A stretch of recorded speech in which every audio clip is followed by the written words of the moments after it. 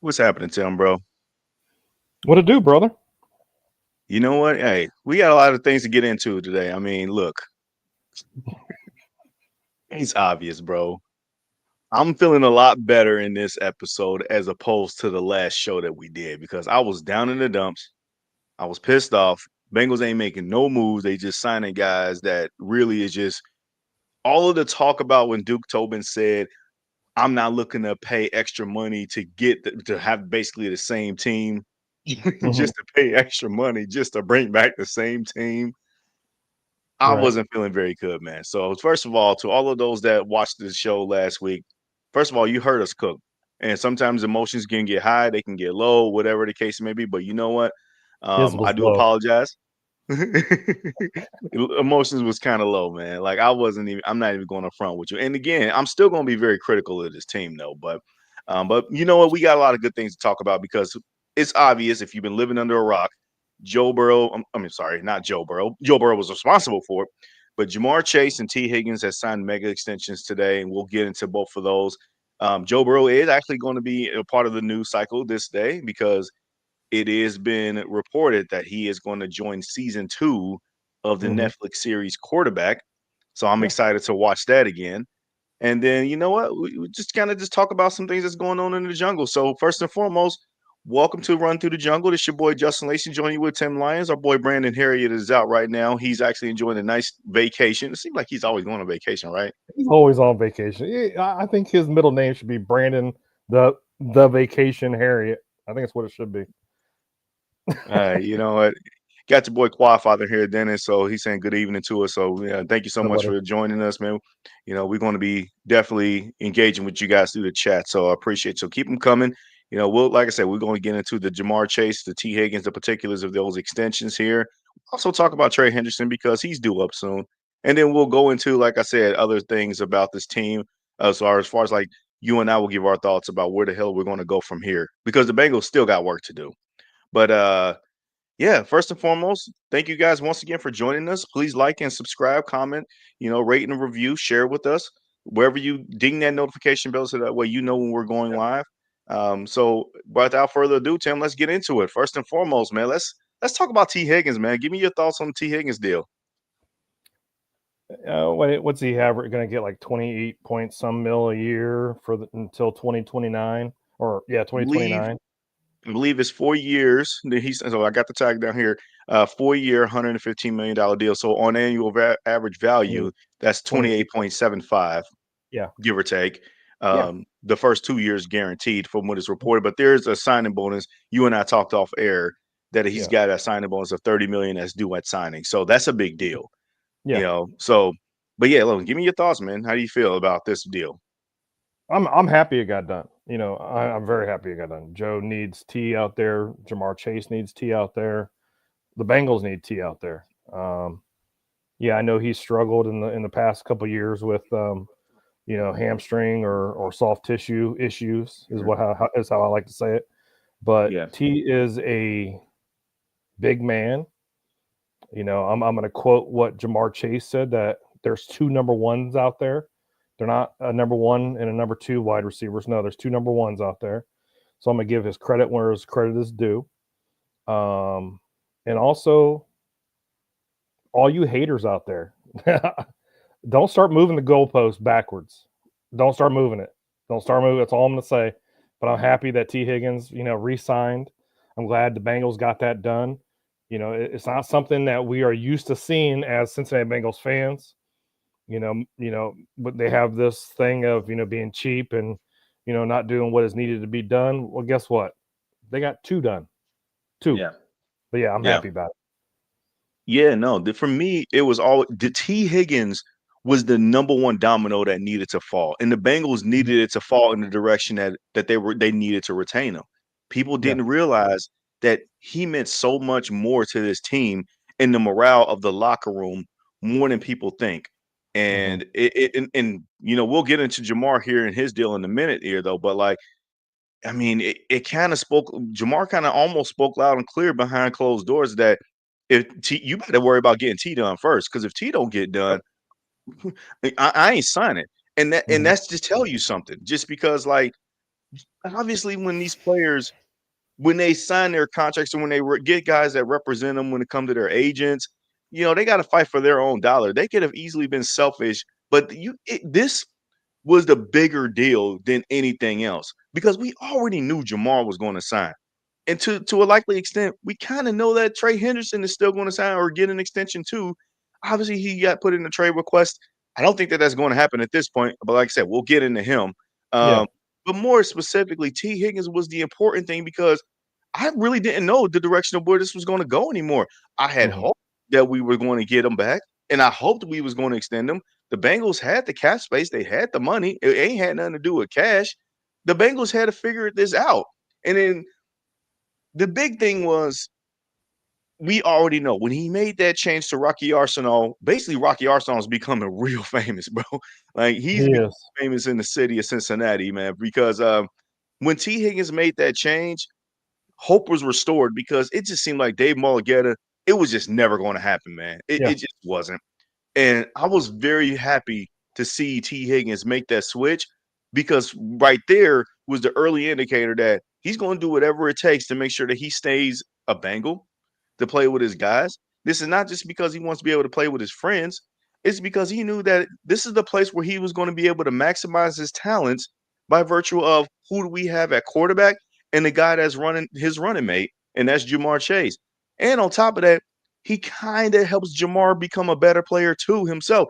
JaMarr was Mhm. right to call him a 1A in the press conference. I was very happy to see that. That press conference that they did together, that was one of my favorite press conferences. I ain't even watch any of the other ones because all the Right. other guys, bro, I ain't care about them. Like, I'm sorry. Like, no disrespect to anybody that we had signed prior to that, but maybe Mike Gesicki, I do like that. But like, no offense to any other guys that we had signed and or extended, I just didn't care. I just didn't care about those press conferences. This was the one we always said the off season was going to be decided by the three guys, JaMarr Tee and Trey Hendrickson.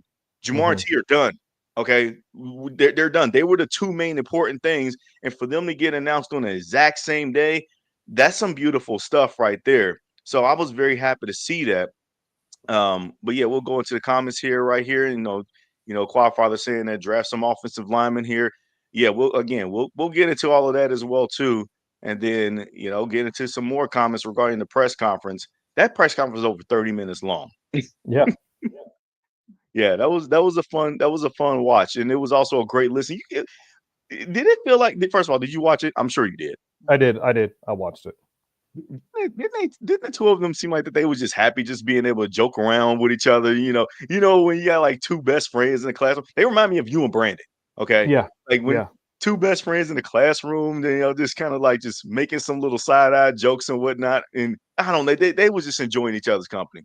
It was. It was nice to see, to have JaMarr and T sign on the same day and then come up there and not have just one microphone up there, to have two microphones up there and have those two guys up there. It shows, it wasn't just about themselves, like you said. It was also about, each other in the team.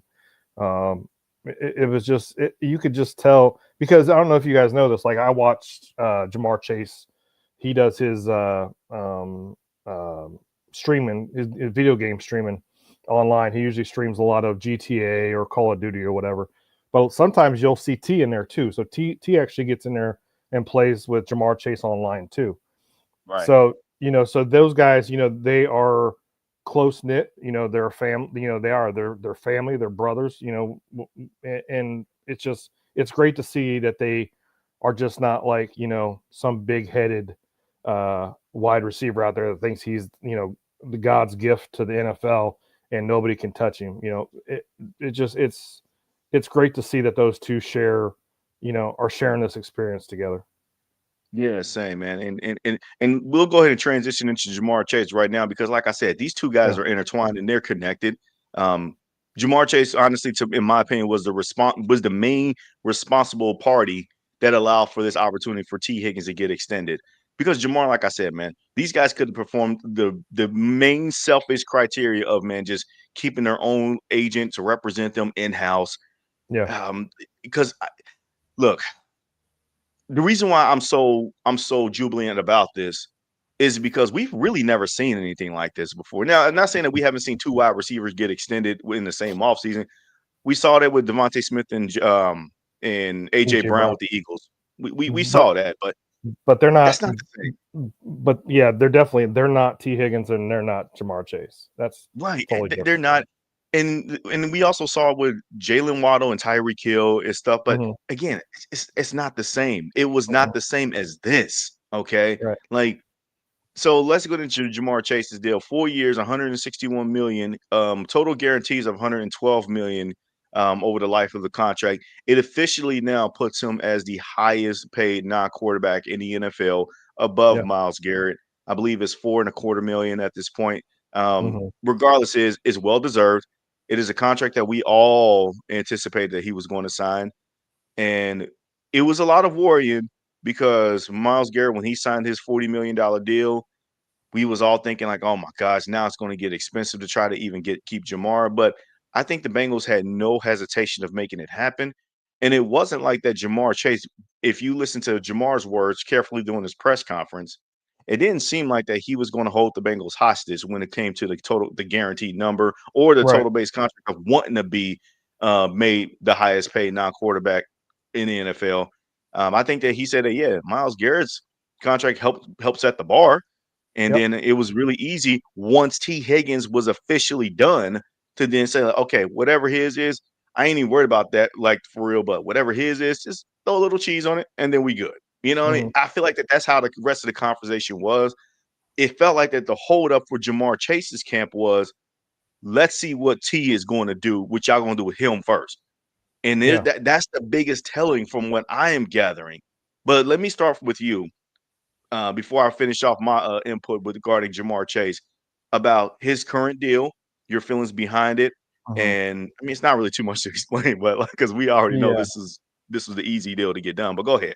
So I'm gonna throw up some stats here. Now, if you think the Cincinnati Bengals are stupid for doing this, let me give you some stats. Some of you non-Cincinnati Bengals fans. Talk to him. 658 receptions, 9,112 yards receiving, 74 touchdowns. First in receptions, first in receiving yards, first in touchdown receptions by a dual wide receiver room, JaMarr Chase and T. Higgins. Now, a lot of you haters out there, of course, were like, oh, the Bengals aren't going to get this done.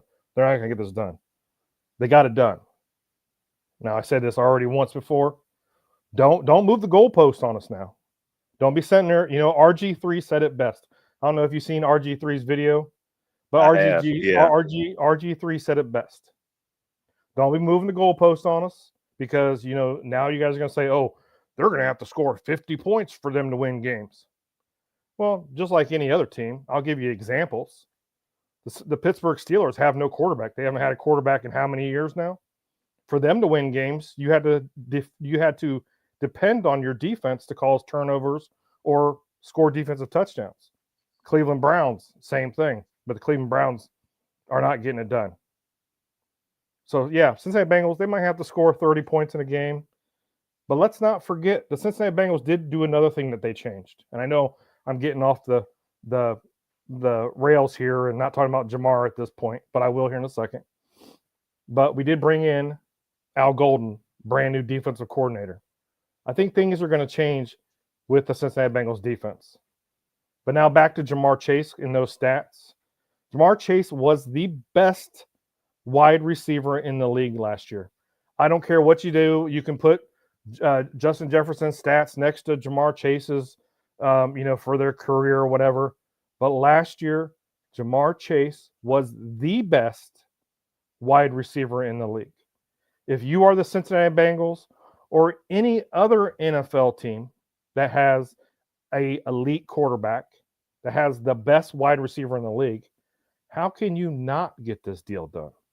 You'd be stupid to let him walk or try lowballing him and he gets pissed off and leaves. Then you got your quarterback who, to be honest with you, Cincinnati Bengals have never had a quarterback like this ever in NFL history to go You guys need to get Nope. this deal done. We need to get this done with these three guys and Mike Gesicki. I'm happy Mike Gesicki got signed. I'm so happy. 3 years we got Mike. You know, we got Gesicki for. I'm so happy about it. But with JaMarr Chase, I shouldn't even have to sit there and explain of how I feel.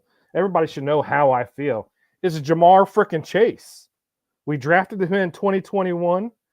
Yeah, I wasn't a JaMarr Chase fan, or I wasn't a, a fan of us. You were team Sewell.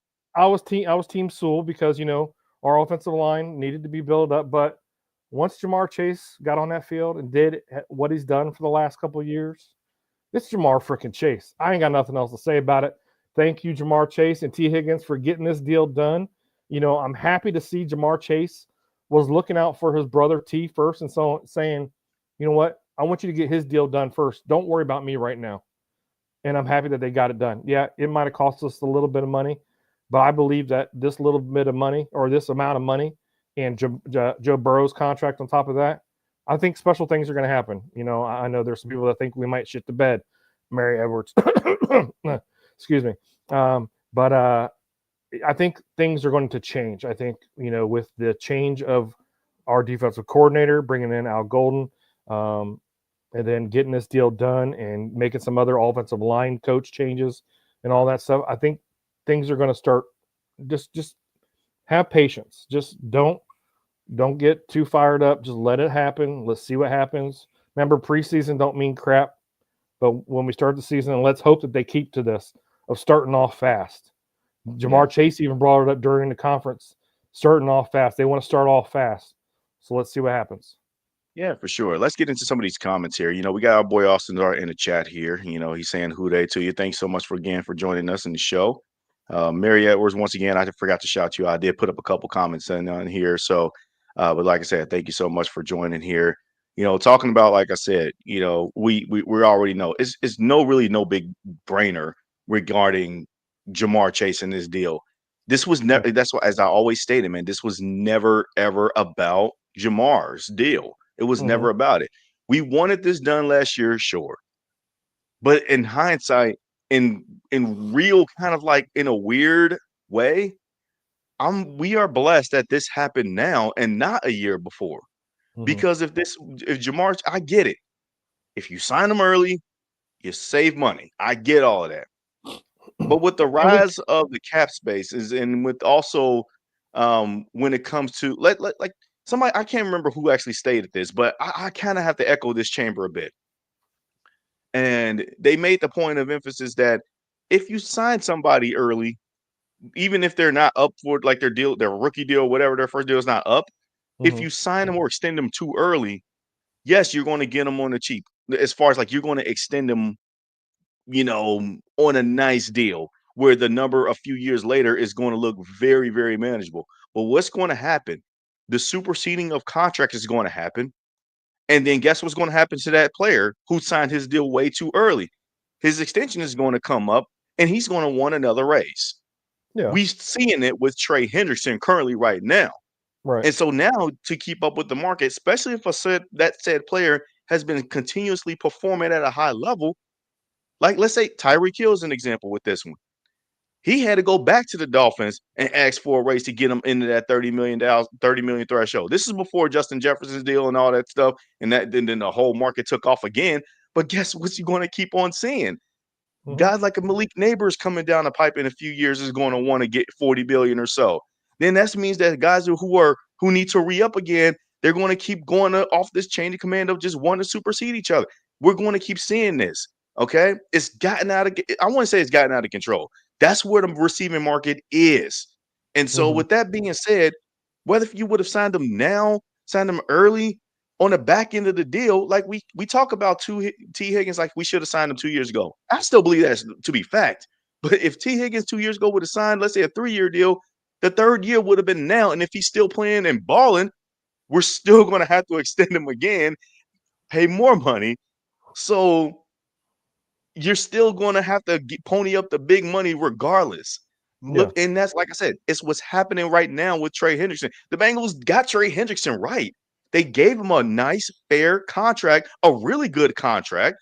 coming out in free agency. He only had one great year, like, okay, great, like good year with the Saints. And the Bengals rewarded him by giving him a 4 year, $78 million deal. They also extended him 2 years after he got made the Pro Bowl. They extended him, added another year, gave him a bump in pay raise. And then he's still producing. And now look what's happening. He's at the final year of his deal, and now he wants a bigger deal. So Mm-hmm. at the end of the day, regardless if you sign them early or not, if they're still performing, they're still going to get paid, whether if it's big money by the same team or big money somewhere else.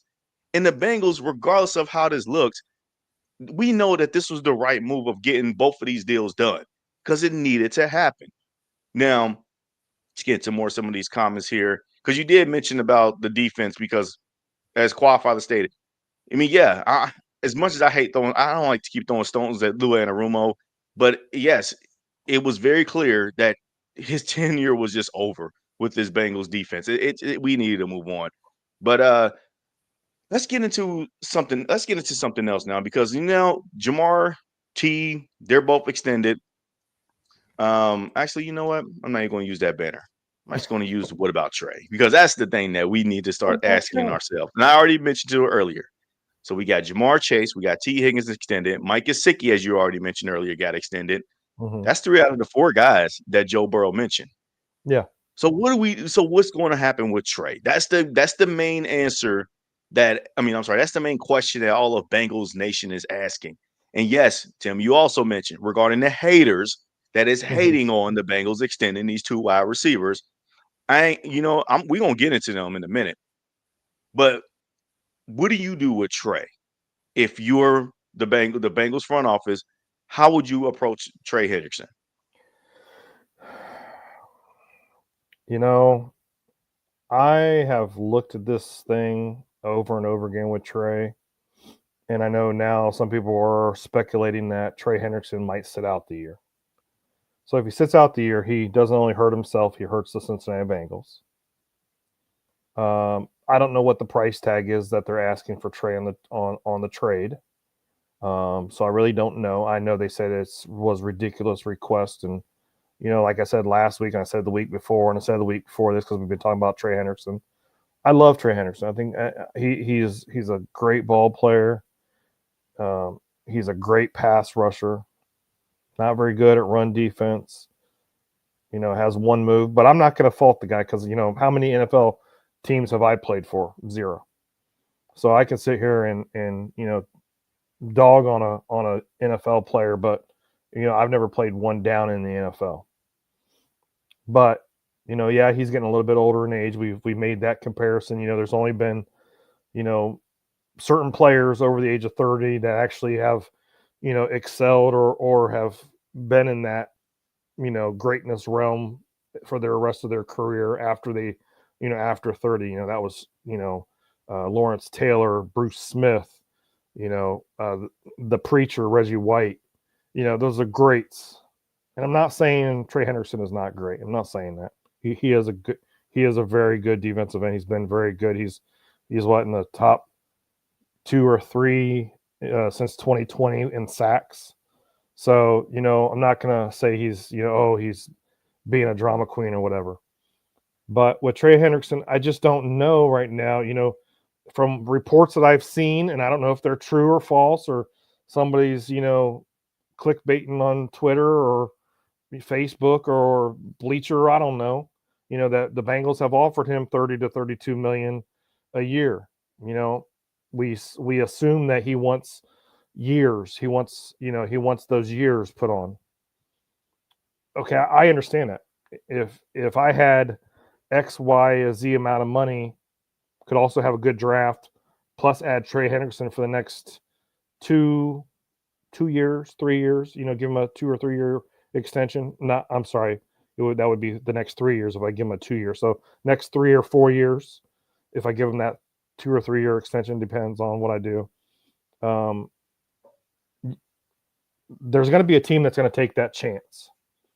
As much as Trey Hendrickson says he loves the Cincinnati Bengals and he loves Cincinnati, you deserve that money. He absolutely deserves that money. He does. He deserves that money. But there's going to be a point in time to where he's no longer going to be a Cincinnati Bengal. So, I don't know. I don't know what's, I'm not going to say, oh, we're asked out and we're not going to sign Trey. No, I still have that belief that there is this chance that we get this Trey Hendrickson deal done before the season starts. If we don't get it done, he plays out his year and he goes to another team or whatever, or we trade him draft night, and trade him then, or he stays with us for a year and we, draft his replacement. I don't know. There's so many circumstances. It's like, I don't know. I'm not behind closed doors with Trey and his agent and the Cincinnati Bengals, what their plan is. Our plan is not exactly what the Cincinnati Bengals plan is. We all know that, because there's a lot of times we're going, what the hell are these guys doing? And I understand what they have done this off season with, signing these fillers and everything. I understand that. And I believe Trey Hendrickson's deal needs to get done, but will it get done before draft night? Honestly, I don't know. I know I was babbling on there about Trey, but I honestly just don't know. Okay. So I understand that when it comes to Trey Hendrickson, it can be a little bit leery because the age thing has bitten the Bengals in the butt before in the past.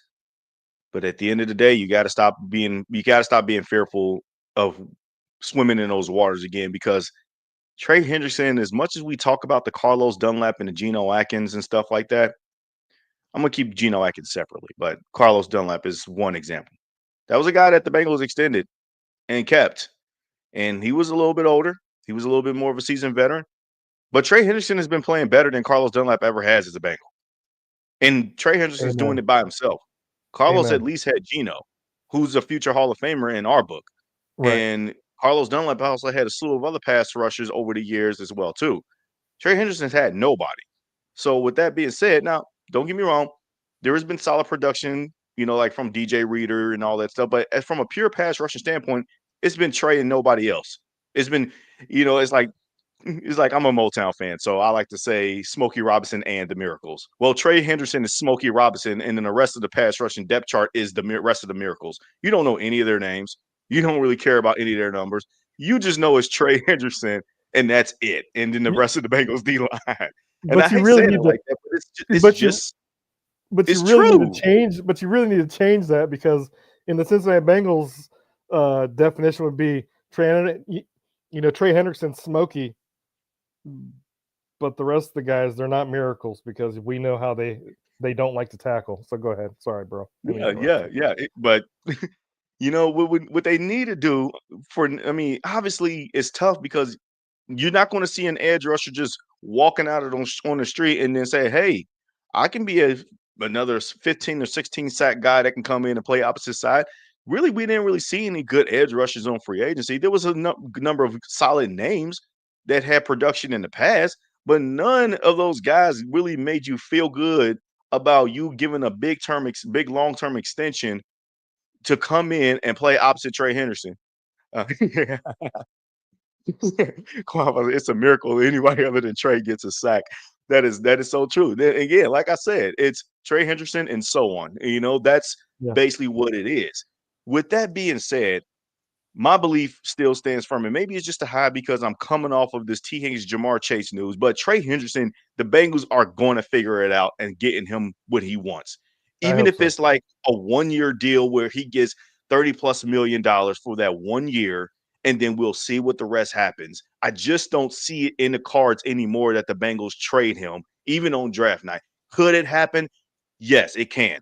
Will I be surprised that it happened? No, because of the trade request that was already put in there.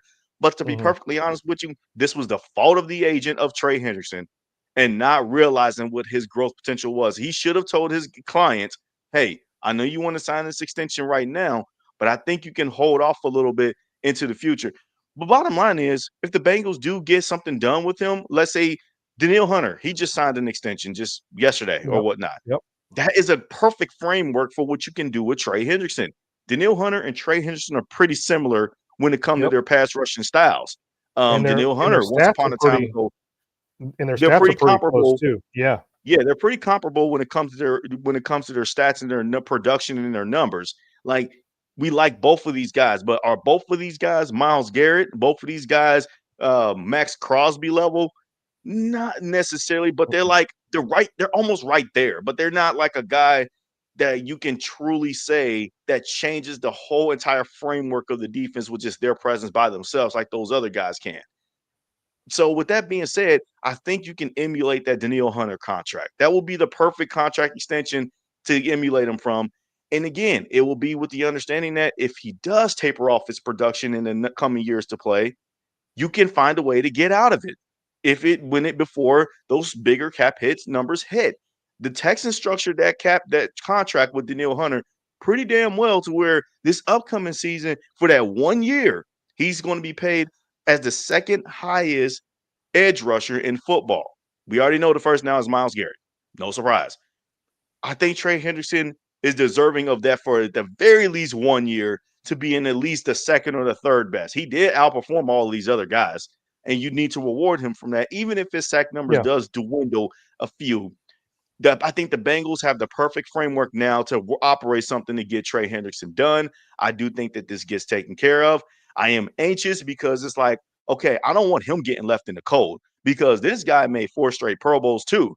This guy just became an All Pro too. Okay, if anybody Mhm. deserves a raise in a contract extension, it's him. And also, it will send a bigger message to those outside free agents is that like, hey, you come in and you produce for us, we'll extend you again. That's what I'm looking at Trey Henderson as. Is the thing that about the T. Higgins and JaMarr Chase is that it really you needed to do those extensions because out of necessity for the core of the locker room. These are guys that you drafted, you developed, they're your core of your team, and it Mhm. shows you that more so with T. Higgins because we already know JaMarr. It shows you that if you work hard and you produce and you help us win games, you're going to get rewarded by the Bengals. It's not you work hard, bust your ass, and then when your contract extension comes up, you're just going to go to another team. No, we will reward you too, and we'll pay you. We'll evolve with the times as well. But you got to be worth it. You got to show that you're worth it here. And with Trey Henderson's case, it will be the perfect icing on the cake for those external free agents. Like, hey, we'll pay money to bring you in, and we expect you to live up to that contract. But hey, if you outproduce that contract, you get big money too. Again. So it's the perfect circumstance for the situations. I mean, for the Cincinnati Bengals to really have like the best offense. No, I'm sorry, the best off season. Even in times of like, hey, we're not really signing a bunch of free agency. I already know we got to get guard help and all that stuff. Look, we know all of this. Okay, Mhm. this is about these four. And I'm throwing Mike Gesicki in there too because the Bengals finally needed consistency at tight end. They haven't really had that since Right. Tyler Eifert and CJ Uzama, whatever. But like that's what I feel was going to happen with Trey Henderson. He's the guy that is going to be the mold breaking machine for the Bengals. That like, hey, we're not going to be scared to extend somebody over the age of 30. Because here's the thing: if you trade him on draft night, let's say you do get a couple of picks. Okay, yeah, you got pick 17. You're obviously might go for edge rusher. That's just maybe one guy. But let's say if you go Walter Nolan at pick 17, and depending on what you get back from Trey, because let me be honest, the Bengals getting a first round draft pick, I don't think that's going to happen now. No. You have no more leverage. So you're going to probably, let's say like you get Walter Nolan. And then that means that you're going to let the rest of the edge rushers fly off the board, which means guess what's going to happen? You're going to get somebody that lacks quality, the way of production. I don't want that on my starting defensive line. And then that's Right. going to force you to go out and sign another older guy, like which where you could have just extended Trey. So with Yeah. that being said, don't be stupid and corner yourself into a need when you don't have to. Extend Trey, reward him for the year, and then add a couple of years to it. Bring in the edge rusher if you want to do that with your 17th overall pick, and let's rebuild this thing from scratch. This defense is not going to be overhauled in one offseason. Okay. We only got 6 picks. You are trusting the development of an Al Golden to come in and show his worth as a coordinator that he can get these Mhm. young guys up to speed, start finally seeing the fruits of the labors from these young draft picks. That's what you are hoping for that to happen. But we can hope all we want to. But at the end of the day, it's not a strategy, as we like to say on this show. Right. But at the end of the day, the Bengals still got to put the work in this offseason to do that. And throwing a bunch of money at defense this offseason just to probably repeat the same results. Because at the end of the day, I believe that the Bengals failing on defense last year and even a little bit of the year before was because they threw a bunch of money at a bunch of old guys that really Yeah. wasn't cutting it no more. If we stop that and let these young guys and young draft picks that we've drafted, let them grow up and develop, I think we can see a positive change. So what the naysayers of the national media is saying, well, what are you going to do about your defense? I'm not even going to get into that, bro, because you already said it for us. That's just moving the goalposts. Because these were the Yeah. same people that were throwing all their eggs at the Bengals are not going to be able to retain T. Higgins. I don't see how they do it. Just being lazy because they didn't really see that the Bengals had the cap space to do it. But at the end of the day, man, I'm not even going to worry about those guys anymore. Let's get into some of these comments. Um, let's see here. Okay. Okay. Thank you for shouting me out. You know what I mean? So, let's see here. Okay. We got another one from Who They Brew. Um, Welcome. yeah. I mean, this coming off of, saying that the Hunter deal was a hit. I mean, he don't think that we're going to probably pull it off from what I'm grabbing here. Look, I get it, man, but like at the end of the day, the Bengals still can make it happen. We've done these exercises all throughout the offseason with the mock offseason spot track, whatever thing. You can make it work if you're the Bengals. And again, the fear that the Bengals front office need to stop doing is fearing that you're not going to have any cap room. Again, this is where the contracts of JaMarr Tee and Joe come in as far as like going into next year or whatnot. The Bengals these guys got to understand you are the core of the team, and you got to be willing to operate and restructure sometimes. And I think that they're going to be opening up themselves with that. Joe Burrow already said he's willing to restructure if he needs to. Like he don't need to do it this year, But but next year. on Who They Brew's point, I kind of understand what he's saying too, because if we were to give Trey Hendrickson a new contract, a new deal, that's going to take a lot more off of our cap. That trade deal is going to, because Trey's going to want his money as soon as he signs it. And I think that's going to hurt us the most because, as I think Brandon mentioned it last week, was the Trey Hendrickson, with us re-signing Chase and T, it didn't hurt us right now. But if we re-sign Trey right now, it's going to hurt us right now. So, so I can see why Who They Brew said what he did, because I do agree with that, but there is that hope that we do get it done, but it's gonna hit our cap. See, and that's where the difference is because I believe that the Bengals can still do it and then not hurt them, but they just got to be able to come. Like, for example, we mentioned it a little bit about the T. Higgins deal. Mm-hmm. One thing that's not really been truly reported yet, T. Higgins got $30 million signing bonus. Right. That's off the top. So what happened is that the cap hit was going to be 26 point whatever for the tag when we tagged T. Higgins. But what we did was replace the tag and then gave him a $30 million signing bonus. That's cash up front. And he Right. has a But that low doesn't hit the base cap. salary hit. He has a low base salary hit for the Right. upcoming season that lowered the cap hit. The same Right. can be done with Trey to where you Yeah. can restructure the signing bonus so that way he can actually get more cash up front, lower the cap hit for the actual base salary of this season, and then we'll push future years forward and maybe throw a couple of void years in here because of his age, and you don't know how that's going to turn out. But I think that that's how you can be able to overcome that. So it's not like a full blown 29 to $30 million cap hit up front, if Yeah. that makes Well, sense.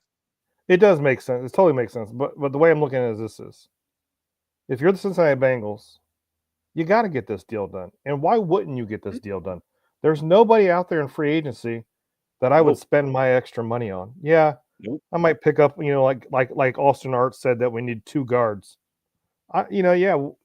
Definitely I can go pick up a couple, straggler guards out there that, might be good and might not. But I know the kid from the Saints, I think is coming to visit the Cincinnati Bengals or something. I don't know. But, I agree with that. We can go and pick up a couple guards or a guard. But other than that, on defense, who else is out there that we really need to get off of free agency, that we have that cap money there's like, I forget what our cap space is. The last time I looked at it, it was like 20 something million. Well, I don't remember what it was. with the signings and the extensions, I believe that the Bengals was able to recover, and I believe they got like maybe 30 million or whatnot. And again, Yeah. there's a chance for that to even go up a little bit more with the Trey Henderson extension if they structure it properly. If they But strike, at the yeah, end of the day, yeah, we're saying the same thing. The yeah, Bengals got to find a way to get it done. We hope they can obviously get it done, but at the end of the day, we'll see what happens. But anyways, we're late for a break because we've been talking about some good things. When we come back, you and I we're going to get into some more fun news regarding Joe Burrow, and then we'll close out the show with some additional questions before the chat with any question that the audience have, and then before we wrap it up for the day. But at the end of the day, again, please like and subscribe, rate and review. Thank you so much for joining us. We'll be right back.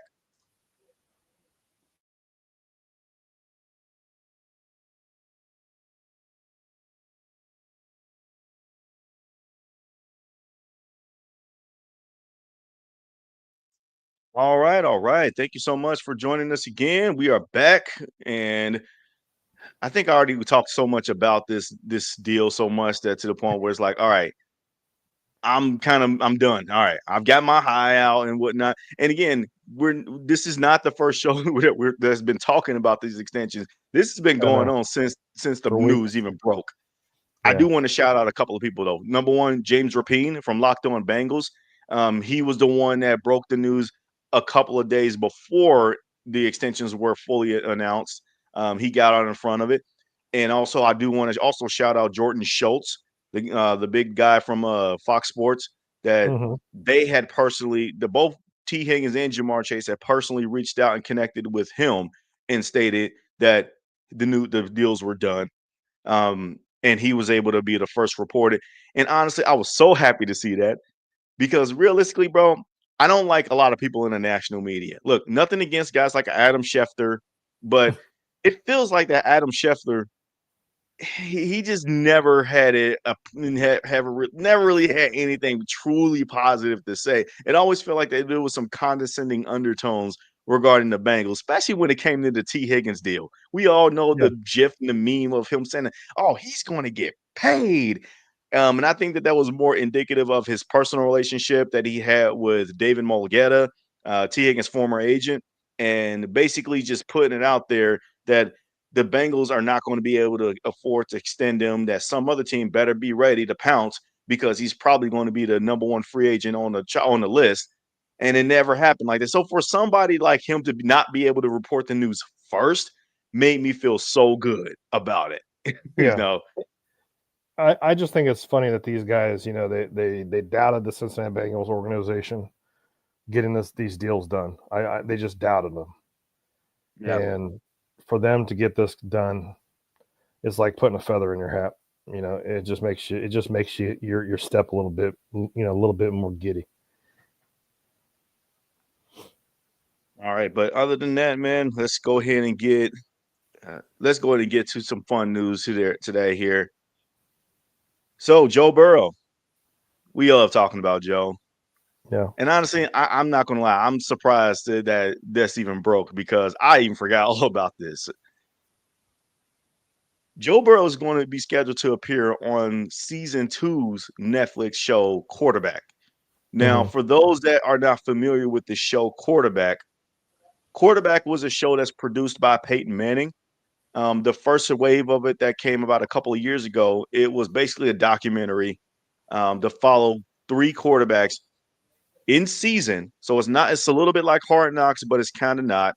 But in season about how these three quarterbacks prepare for each week during game day, and then obviously when the show would end when the quarterback season would end. So that was very eye telling. Patrick Mahomes was the first quarterback that was a part of it, and I believe Hmm. Kirk Cousins was the second one, and then the third one was Marcus Mariota, which Mariota, is yeah, it was an odd combination because you would think like, Marcus Mariota, what the hell he doing on this show? But but the whole thing was just not to just highlight the best of the game. No, it's to highlight that people's quarterback storylines can really go a little bit differently. Marcus Mariota didn't play all season, and right.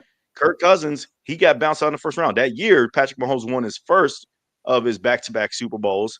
Um, honestly, I'm not going to lie. I thought that was a good show. And yes, I know Bengals fans get scar tissue regarding the second AFC Championship game that appeared between these two teams, the Bengals and the Chiefs. But they Mhm. really highlighted that Bengals Chiefs rivalry very well in that first season. Then they did the receiver show, and that featured guys like George Kittle, Debo Samuel, Amon-Ra St. Brown, and if I'm not mistaken, Justin Jefferson Justin was Jefferson. yeah, he appeared in that too. So Yeah. that was also fun to watch as well. It didn't have the same allure concept like quarterback did, but at the end of the day, it was still fun to see how these guys prepare on a week to week basis as a receiver. And again, also produced by Peyton Manning. So now season two of quarterback is now here. And Joe Burrow is scared to be the pretty much the main headliner of this. And also you got Kirk Cousins and also along with Jared Goff. This is a fun setup because look, I get it, man. It's going to make us relive the story of the 2024 season, which endured a lot of pain, but there's going to be a lot of sound bites from Yeah. Joe Burrow that can probably come to light that we haven't really got a chance to see, and we can finally get a chance to see it. Now we did see a little bit of sound bites from HBO's Hard Knocks when they did the whole AFC North show. If everybody tuned into that, but this is different. This is absolutely different. So I can't wait to see it. But let me get your thoughts, Tim. Of how do you feeling about this? Joe Burrow, he's different now. He's not he when he first came into the league, he was very, private, very quiet, kind of kept to himself. I remember there was a reporter, Kate Adams, right? Is it Mm-hmm. Kate Adams? Yeah. Kate Adams, well, she's like, I talked to Joe Burrow's agent, I've talked to his mom and dad, but I've never talked to Joe Burrow. Well, then Mm-hmm. she finally had Joe Burrow on her show during Super Bowl weekend this year, which was awesome because Joe Burrow has just always been really, he's been really just a private person, really kept to himself. So Joe seems to be opening it up more. And it's going to be exciting to see just what exactly Joe is saying during this time because we know how that shit show went last year, with us ending up Mm-hmm. 9-8. Games that we should have won, definitely should have won. And I want to see his reactions, but I also want to see Joe Burrow himself, just Joe Burrow being Joe Burrow, Yeah. not Right. what he is on camera or what he is out in the field, but Joe Burrow being Joe Burrow. Just like I remember watching the receivers one and Justin Jefferson. He lives in a he lives in a nice house in Minnesota, or a nice house, and it's not like this big fabulous you know $20 million home. You know, he lives in a nice house, but you go to his house and he's got candy up in his cupboards everywhere, because he loves candy. So, it's like, are we going to see Joe Burrow ordering his Batmobile? What are we going to see from Joe? I just want to see that, Yeah. you know, like I always say, us, us, us people, we all put on our pants the same way. Right. So Joe Burrow, even though he's Joe Burrow, he puts his pants on the same way everybody else does. Somebody might do it for him, who knows? Mhm. But I just want to see him as a person. And and I want to be able to see Jared Goff too. And I Yeah. also want to be able to see I don't care about Kirk Cousins too much, but like Kirk Cousins did get benched in favor of Michael Penix Jr., but Kirk Cousins is somewhat entertaining. You Yeah, know, he, but Kirk Cousins, his story, and I'm surprised that they're bringing him back for two because he was in one. mhm, And I love Kirk Cousins. His family, because he's a family man, and he's a Christian. I'm not going to bring a religion up in the show, but he's a Christian also. But he's a very um, he's a great dad and he's a great husband. To see that behind the doors, even though he's a professional quarterback getting paid millions of dollars to throw the football, but then also to watch him get benched is going to be interesting to see. yeah, it's similar to what we saw. If again, I watched season one with Mahomes, Mariota, and Cousins when he was with the Vikings. Mariota got benched and Kirk Cousins got benched in Atlanta. So we're going to see somewhat of similar pathways and different structures to where Joe Burrow had the best quarterback season, MVP caliber season that just happened to miss the playoffs. Jared Goff had basically helped orchestrate a very fun to watch offense in the Detroit Lions that went one and done in the playoffs. And then Kirk Cousins got benched. in favor of Michael Penix Jr., who was drafted in the first round pick, along with I don't even know who else they drafted in the first round. I don't really care. But anyways, like I think the collection, the combination of the three guys, it's a good lineup, but it's obviously going to be headlined by Joe Burrow, and a lot of people are going to want to watch it because of Joe Burrow. Look at the season that he endured. He was one of the major talking points of the season, regardless, because his numbers were fantastic, and yet the defense was so trash. And you're obviously going to probably hear sound bites regarding that as well too. But I'm looking forward to kind of getting a peek of the under the cover of what Joe was really like on the sidelines, stuff that you really don't see. Because when you do those mic'd up segments like with NFL shows, like they know that they're being mic'd up. Yeah, so they're This is clowning. raw. This is raw footage. They cuss. You know what I mean?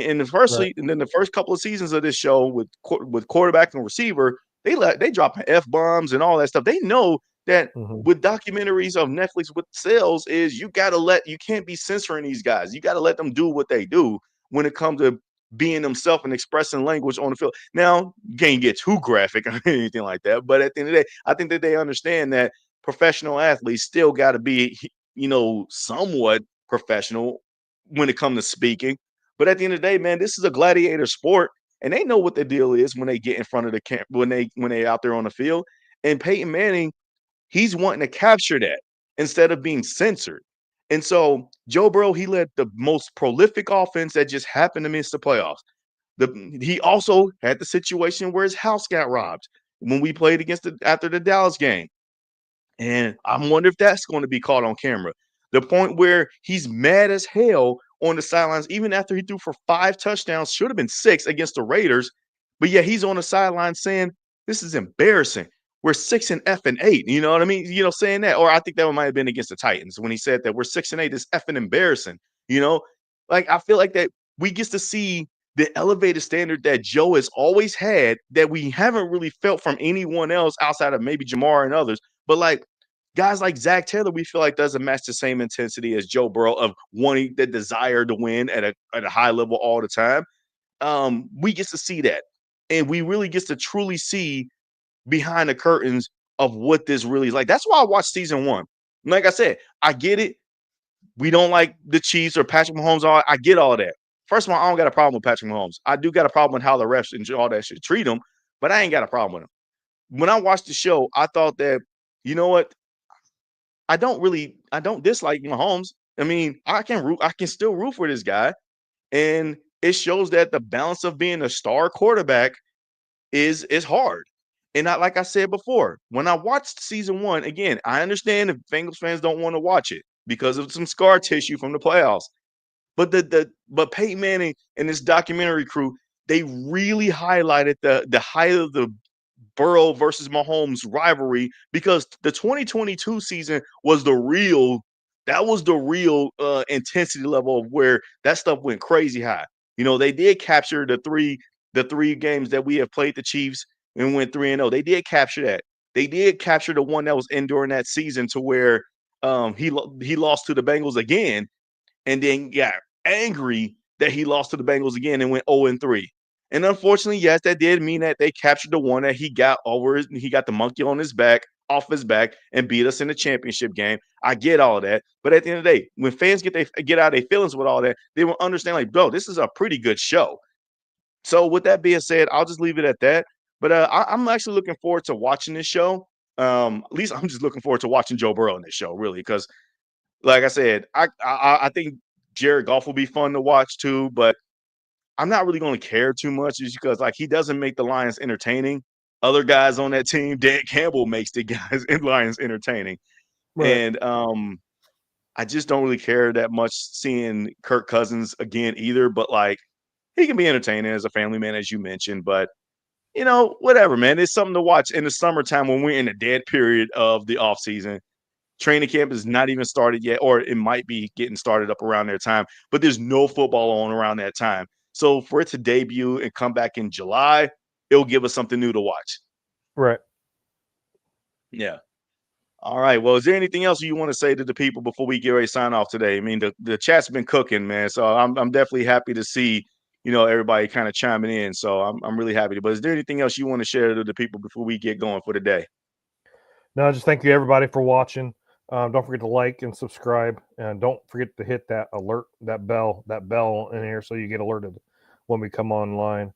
We really truly do appreciate everybody. We're the little guys here. We're trying to build up. We've been doing this for a little bit over a year now as a group, and um, something we look it's something that we look forward to doing every week. Even when there's not any Bengals news going on, Brandon likes to just take off and go to Vegas, and leave us here working. So, but Hey, other than that, thank you guys so much for watching. I'll be on the homies tomorrow on Friday night with the yeah, homies, the AFC North crew. So I'll be filling in for Brandon. I don't know what kind of shenanigans will be going on over there, but I'll be over there tomorrow night. So, but thank you guys. You guys have a great week and Hoo Day. yeah, man, definitely. We definitely appreciate you guys for joining us in on this wonderful Thursday evening. Obviously, we want football season to hurry up, or just at least get to the draft, because we can only talk about guys in their contracts for so long before we need to start talking about something different. So that's why it Right. was very refreshing to get the Joe Burrow on to appear on this Netflix show news, because that's at least something new to talk about, and it'll be something to look forward to do more content on. You know what I mean? As we already Right. don't talk about Joe Burrow enough in the fan base. So, but like you said, man, I really appreciate for everybody coming through here. It's definitely a pleasure having you guys coming in and then chiming and talking ball with us in the comments. Like I said, I know y'all cooking in the comments, giving us some fun takes. Definitely a pleasure to have you guys in. Our same people that always comes in specifically, that's always engaging with us. We definitely appreciate you, and you definitely guys, you all make this really fun, honestly. So, but like you said, please like and subscribe, and please rate and review. Tell your friends and tell your friends that we're running through the jungle, and we'll see you guys next week.